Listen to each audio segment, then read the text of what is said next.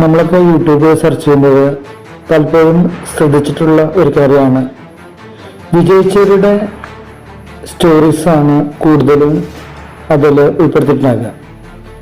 അവരെ ജീവിതത്തെ സ്വാധീനിച്ച ഘടകങ്ങൾ, അല്ലെങ്കിൽ അവരുടെ ജീവിതത്തെ മാറ്റിമറിച്ച ടേണിംഗ് പോയിന്റ്സ്, അവരുടെ ജീവിതത്തിലേക്ക് വിജയത്തിൽ കൊണ്ടുവന്ന ടിപ്സ്, ഇതൊക്കെ നമ്മളും ശ്രദ്ധിക്കാറുണ്ട്. നമുക്ക് പെട്ടെന്ന് ഒരു മാറ്റം ലഭിക്കാനൊക്കെ ആയിട്ട്.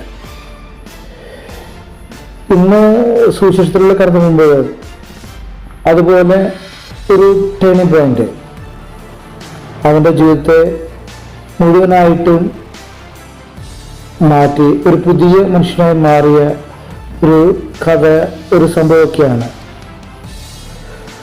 പുലിതനാടിനായിരുന്ന സക്കേവസ്, ചുമക്കാരൻ, പൊക്കക്കുറവുള്ള മനുഷ്യൻ, പക്ഷെ അതിനൊക്കെ മാറ്റി മറിച്ചത് ഈശോയെ കണ്ടുമുട്ടുന്നതാണ്.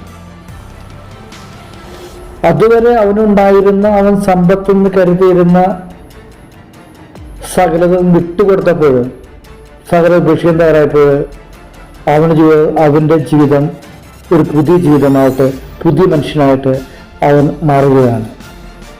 ഈശോയ്ക്ക് പ്രിയപ്പെട്ടവനായിട്ട് മാറുകയാണ്. നമ്മുടെ ജീവിതത്തിൽ നമുക്കുണ്ടെന്ന് കരുതുന്ന വലിയ സമ്പത്ത്, വലിയവ, അതൊക്കെ നമ്മൾ ഉപേക്ഷിക്കാൻ തയ്യാറാകുമ്പോൾ, ഈശോയെ സ്വീകരിക്കാൻ തയ്യാറാകുമ്പോൾ നമ്മുടെ ജീവിതത്തിനും മാറ്റമുണ്ടാകും.